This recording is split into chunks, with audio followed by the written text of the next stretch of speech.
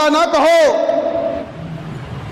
और इमाम अबू ज़ुरा रहमतुल्लाह ने कहा कि जब तुम किसी सहाबा को गाली देते हुए, किसी भी सहाबी को गाली देते हुए, बुरा भला कहते हुए देखो तो जान जाओ कि वो जिंदीक है।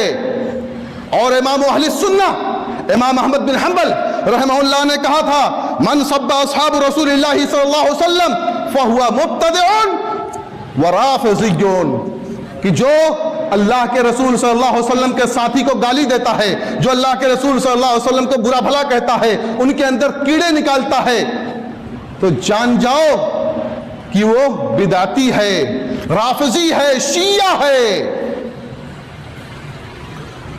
मुसलमानों, आप दीन वहीं से लीजिए जहां से हजरत सहाबे किराम रज़ियल्लाहु ताला अन्हुम अजमईन ने लिया। सहाबे किराम रज़ियल्लाहु ताला अन्हुम अजमईन ने जिस तरह